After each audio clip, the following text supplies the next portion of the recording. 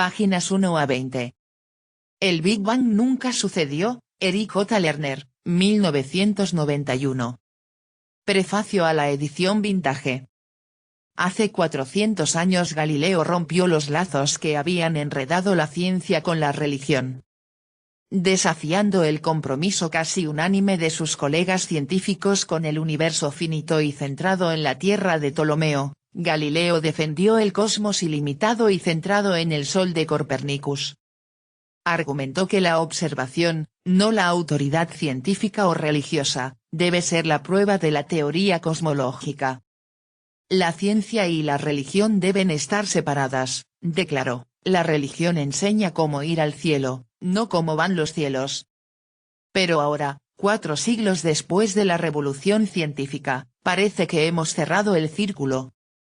El descubrimiento histórico del Big Bang puede probar la existencia de Dios, reza el titular de un artículo de Associated Press fechado el 25 de abril de 1992.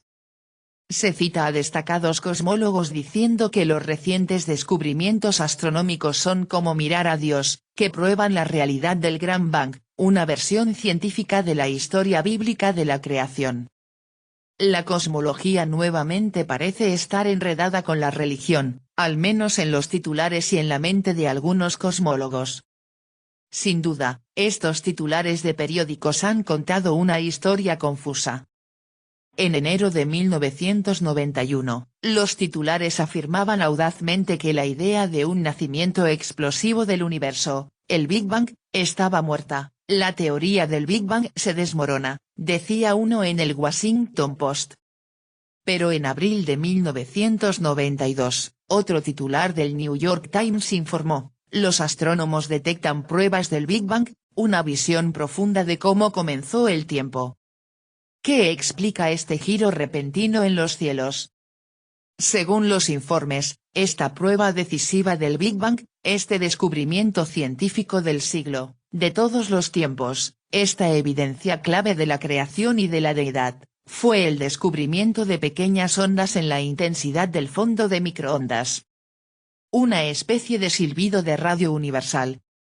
Por lo tanto, si creemos en los informes, el hallazgo de pequeñas fluctuaciones en la radiación de fondo eclipsa en importancia al descubrimiento de la energía nuclear, el ADN, los antibióticos, la teoría de la relatividad y la teoría cuántica de la materia, entre otras ideas científicas menores. Pero la realidad es diferente a los titulares. De hecho, la abrumadora masa de evidencia científica aún contradice el Big Bang, como este libro se esfuerza por mostrar. En el momento de escribir este artículo, mayo de 1992, el Big Bang sigue en problemas tan graves como siempre, con una divergencia aún mayor de la observación que cuando se completó la primera edición de este libro a fines de 1990. La tormenta de comunicados de prensa que acompañó al descubrimiento de estas fluctuaciones del satélite Cosmological Background Explorer, COBE, no son meras declaraciones objetivas de hechos, sino una salva en el debate cosmológico en desarrollo, un debate que crece constantemente y que tiene profundas implicaciones para la ciencia y, de hecho, para la sociedad. En el año y medio transcurrido desde que se escribió este libro, la evidencia contra el Big Bang se ha fortalecido, y los resultados del COBE, lejos de demostrar la teoría, no han resuelto en modo alguno los problemas planteados por otros descubrimientos. El problema clave, como lo describo en el capítulo 1, es que hay objetos en el universo, enormes conglomerados de galaxias, que son simplemente demasiado grandes para haberse formado en el tiempo transcurrido desde el Big Bang, objetos cuya edad es mayor que la edad Big Bang, la que los cosmólogos de Bang asignan al universo mismo. Estos conglomerados se extienden sobre 1000 millones de años luz de espacio y fueron descubiertos por primera vez en 1986. En enero de 1991, mientras se imprimía la primera edición de este libro, un equipo de astrónomos dirigido por Will Saunders de Oxford dio a conocer un estudio de galaxias que confirmó más allá de toda duda la existencia de estos conglomerados, denominados complejos de supercúmulos. La encuesta, basada en datos del satélite astronómico infrarrojo, IRAS, mostró cuán frecuentes son estas grandes estructuras. Dado que ninguna versión del Big Bang predijo la existencia de estructuras tan vastas, los cosmólogos vieron el nuevo hallazgo con alarma. Fue este descubrimiento el que condujo a los titulares generalizados a principios de 1991 de que la teoría del Big Bang estaba muerta o al menos en duda. Esta alarma fue por una buena razón. Al medir las velocidades a las que viajan las galaxias en la actualidad y la distancia que debe haber recorrido la materia para formar tales estructuras, los astrónomos pueden estimar cuánto tiempo llevó construir estos complejos, qué edad tienen. La respuesta a la última es, aproximadamente 60.000 millones de años. Pero la teoría del Big Bang dice que el universo tiene entre 10 y 20.000 millones de años. La existencia de objetos más antiguos que el Big Bang es una contradicción directa con la idea misma de que el universo surgió repentinamente en una gran explosión. Esta crisis de la edad del universo está empeorando rápidamente porque la estimación teórica de esa edad se está reduciendo mes a mes. Los astrónomos han sabido desde la década de 1920 que cuanto más lejos está una galaxia de nosotros, más rápido parece alejarse. A partir de este hecho básico, el astrónomo George Lemaitre propuso por primera vez que, en un momento dado, toda la materia se comprimió y explotó en una explosión gigante, el Big Bang. Como veremos en el capítulo 6, esta no es de ninguna manera la única explicación posible. Los teóricos del Big Bang, por lo tanto, argumentan que al medir la distancia a las galaxias y sus velocidades hoy, podemos determinar el tiempo transcurrido desde el Big Bang y la edad del universo. Ahora, medir distancias a las galaxias es difícil. Se debe usar alguna vela estándar que sea de un brillo conocido para que, a partir de su brillo aparente aquí en la Tierra, se pueda determinar la distancia a la galaxia. En el último año, muchas estimaciones de este tipo parecen converger en una respuesta. El tiempo transcurrido desde el Big Bang, según estas observaciones, es como máximo de 13 a 16.000 millones de años. Si bien esto puede parecer mucho tiempo, para los astrónomos es incómodamente corto. Los astrónomos están de acuerdo en que saben lo suficiente sobre las estrellas para medir sus edades cuando se juntan en cúmulos globulares, bolas esféricas de cientos de miles de estrellas en nuestra propia galaxia y en otras. Los cúmulos más antiguos de nuestra propia galaxia tienen al menos entre 15 y 18.000 millones de años, cerca o más allá del máximo que permiten las estimaciones del Big Bang de la edad del universo. Sin embargo, el asunto es peor que eso. Como se explicará en el capítulo 1, los cosmólogos han predicho una densidad del universo que es 100 veces mayor que la densidad que los astrónomos observan al contar las galaxias. Esta hipotética materia oscura es esencial para el Big Bang. Pero tanta materia, en la teoría del Big Bang, ralentizaría la expansión del universo.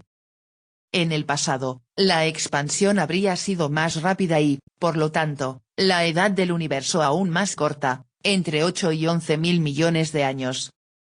Entonces, no solo los grandes complejos de supercúmulos son unas 5 veces más antiguos que la edad del universo, incluso las estrellas humildes en nuestra propia galaxia tienen entre 4 y 7.000 millones de años más. ¿Cuál ha sido la respuesta de los cosmólogos a esta crisis de edad? De manera característica, no se ha considerado la idea de que la teoría del Big Bang en sí podría estar equivocada. En cambio, ha habido dos enfoques generales que mantienen la fe. Por un lado, muchos defensores del Big Bang simplemente dicen, sí, es cierto que no podemos explicar las estructuras a gran escala, pero esto es un mero detalle que no afecta a la validez del Big Bang en sí. Esto es muy parecido a un dicho fundamentalista, sí, parece que las montañas tienen millones de años, pero este es un detalle que no afecta la idea de que la Tierra tiene 6.000 años. Es simplemente un abandono de la idea de que las hipótesis científicas pueden contrastarse con la observación. El segundo enfoque, cada vez más popular, consiste en añadir nuevas hipótesis, algo que les gusta hacer a los cosmólogos del Big Bang, véase el capítulo 4. La última idea es de alguna manera hacer retroceder el Big Bang en el tiempo manteniendo que la expansión fue más lenta en el pasado. Los cosmólogos teorizan que una fuerza de expansión cosmológica de origen desconocido está acelerando la expansión. Pero tal fuerza aceleradora, además de ser completamente arrancada del aire, creó sus propios conflictos con la observación. No solo ha empeorado la crisis de la edad en el último año, sino que ha surgido un problema completamente nuevo para el Big Bang. Las únicas predicciones cuantitativas del Big Bang son la abundancia de ciertos elementos ligeros, helio, litio y deuterio, la forma pesada del hidrógeno. La teoría predice estas abundancias en función de la densidad de la materia en el universo. En el pasado, estas predicciones parecían concordar razonablemente bien con la observación, y esto se consideraba un apoyo clave para la teoría, ver página 153. Pero a partir de abril de 1991, un número creciente de observaciones mostró que estas predicciones también estaban equivocadas. Hay menos helio en el universo de lo que predice la teoría, y mucho menos deuterio y litio, Fig. 1. Se puede ajustar la cantidad de helio observada con una supuesta densidad, el deuterio con otra y el litio con una tercera, pero ninguna cantidad única de materia resulta adecuada para las tres. En particular, si el helio es correcto, no más del 23% del universo, entonces se prevé que el deuterio sea 8 veces más abundante de lo que se observa, 16 en lugar de 2 partes en 100.000. Este es otro desafío fundamental para el Big Bang, ya que con estos elementos ligeros fuera de acuerdo con la teoría, no hay ningún dato que los teóricos puedan señalar como confirmación de la teoría. Por supuesto, nuevamente ha habido esfuerzos para arreglar las cosas. Quizás casi todo el deuterio se quemó en las estrellas, por lo que solo queda una octava parte, argumentan algunos cosmólogos. Quizás hubo pequeños bultos en el Big Bang, por lo que se crearon diferentes cantidades de elementos. Pero ninguna de estas correcciones puede dar cuenta de todos los datos. Las observaciones del COBE, anunciadas en abril de 1992, no tuvieron absolutamente ningún impacto en ninguno de estos problemas. COBE detectó fluctuaciones de una parte en 100.000 en la suave radiación cósmica de fondo. Según la teoría del Big Bang, estas fluctuaciones son reliquias de variaciones igualmente sutiles en la densidad de la materia poco después del Big Bang. Tales fluctuaciones, afirma la teoría, atraen gradualmente la materia a su alrededor para convertirse en grandes estructuras en el universo actual.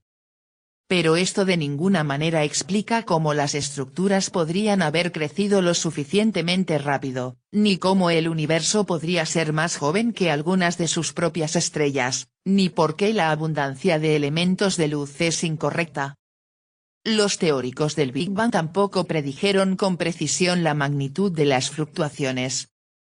Las predicciones originales del Big Bang en la década de 1970 decían que se necesitarían fluctuaciones de una parte en 1000 para que la materia se condensara en cualquier estructura, incluso en estructuras relativamente pequeñas como las galaxias. Esto es 100 veces más grande que la fluctuación que COBE encontró 20 años después.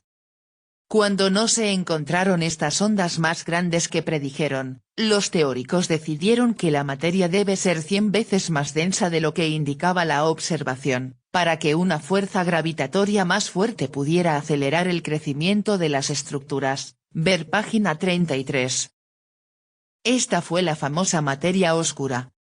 Pero con esta materia oscura, las predicciones se volvieron lo suficientemente flexibles para adaptarse a casi cualquier resultado. En los meses previos a que se anunciaran los resultados del COBE, las predicciones del Big Bang iban desde una fluctuación de unas pocas partes en 100.000 hasta una parte en 10 millones, 100 veces más pequeñas que los resultados del COBE. Dado que ningún resultado Cove podría contradecir este patrón de predicciones, ninguno podría confirmarlas tampoco. Los resultados ni siquiera probaron que el fondo cósmico sea de hecho un eco del Big Bang. Otros científicos, incluyéndome a mí y al Dr. Antoni Perat del Laboratorio Nacional de Los Álamos, han planteado la hipótesis de que el fondo es el resplandor de una niebla de radio producida en el universo actual. Las irregularidades en esta niebla producirían fluctuaciones de casi el tamaño observado, como predijimos antes de estos resultados. Y otra evidencia observacional respalda la idea de que tal niebla existe entre las galaxias, ver página 276. Entonces, ¿por qué hubo tal celebración de los hallazgos de Cove?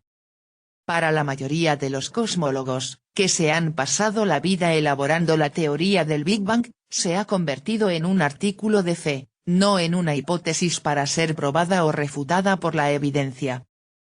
Después de 2 años en los que cada nueva observación producía una nueva contradicción, los resultados del Cove, que no contradecían la teoría, de hecho, no podían contradecir, se consagraron como una forma de defensa de la fe. Los cosmólogos proclamaron en voz alta que ahora nadie podía cuestionar su teoría. La prensa tomó la palabra de los cosmólogos, las autoridades existentes. Ninguno parece haber dudado de las afirmaciones exageradas, cuestionado exactamente cómo estas ondas disiparon todos los problemas de la teoría, o pedido comentarios a cualquiera de las docenas de críticos de la teoría. En un momento incierto, los periodistas estaban demasiado dispuestos a informar que las autoridades tenían el cosmos bajo control, que ahora se conocían las verdades finales, que la ciencia y la religión hablaban con una sola voz. Este nuevo enredo de ciencia, autoridad y fe, este intento de contrarrevolución científica, es peligroso para toda la empresa científica. Si se aceptan las afirmaciones teóricas más salvajes basándose únicamente en la palabra de la autoridad científica, se rompe el vínculo con la observación. Y si las apelaciones a la autoridad se extienden a las escrituras, si uno acepta que la prueba del Big Bang es prueba de una variedad de doctrina judeocristiana, entonces los ataques a esta teoría científica se convierten en herejía, como se consideraron los ataques de Galileo a Ptolomeo hace 400 años. Este es un regreso a una cosmología basada en la fe, no en la observación, una tendencia que es un tema principal de este libro. Afortunadamente, esta no es la única tendencia en cosmología. La publicación de la primera edición de este libro en mayo de 1991 ha agudizado considerablemente el debate cosmológico y lo ha llamado la atención de una amplia audiencia fuera de los estrechos confines de la cosmología misma. La idea de que existe una alternativa científica al Big Bang ahora se ha discutido en la página editorial del New York Times, en revistas populares de astronomía como Ski y Telescope, en decenas de estaciones de radio y en varios programas de noticias de televisión. En el pasado, los cosmólogos del Big Bang simplemente ignoraron a los críticos de la teoría. Ahora, a regañadientes, comienzan a debatir con estos críticos. Quizás lo más importante es que los partidarios del Big Bang han tenido que tomar en serio el desafío que planteamos en sus propios círculos científicos. En un seminario reciente de un destacado cosmólogo en el Laboratorio Nacional de Los Álamos, el orador comenzó planteando este libro y asegurando a su audiencia que el Big Bang todavía era válido. Cuando di un seminario sobre el fracaso de la cosmología del Big Bang y la alternativa del plasma en la Universidad de Princeton, asistieron varios investigadores destacados y su grupo de estudiantes de posgrado. Significativamente, en la discusión que siguió, hubo pocas defensas del Big Bang, y los comentarios de los cosmólogos se centraron en sus críticas a la cosmología del plasma. Cuando comenté esto, un partidario del Big Bang se encogió de hombros y dijo, todos sabemos que el Big Bang tiene muchos problemas. Pero si no hay alternativa, debemos seguir adelante. Hoy, este debate recién comienza a ser reportado en la prensa popular y en las revistas científicas. Sin embargo, está continuamente ocurriendo y creciendo. Este libro es un informe sobre ese debate emergente, sus raíces y sus consecuencias. Y dado que, como muestra abundantemente la historia, la visión que tiene la gente del universo está ligada a la visión que tiene de sí misma y de su sociedad, este debate tiene implicaciones mucho más allá del ámbito de la ciencia, ya que el núcleo del debate cosmológico es una cuestión de cómo la verdad es conocida. Debemos confiar en los expertos, cuyos pronunciamientos, por absurdos que parezcan, son aceptados en la fe, o debemos confiar en la evidencia de los sentidos, en nuestra observación del mundo. Esta pregunta también está en el centro de los acontecimientos sociales de hoy. Mientras escribo, no hay un gobierno del este o del oeste que hoy goce de la confianza de su gente o que pueda prometerles de manera creíble alguna mejora en su futuro. El declive global de la producción y los niveles de vida, iniciado hace 20 años, se ha acelerado. Para sacar a la sociedad de este torbellino, debemos apoyarnos en los expertos que, en Oriente y Occidente, reclaman con insistencia políticas que beneficien a unos pocos y sacrifiquen a muchos. ¿O podemos confiar en nuestro propio juicio para tomar en nuestras propias manos, las manos de los que trabajan, la dirección de la sociedad y de la economía que sustenta esa sociedad? La forma en que se respondan estas preguntas dará forma no solo a la historia de la ciencia, sino también a la historia de la humanidad. Eric J. Lerner. Mayo de 1992. Página 20.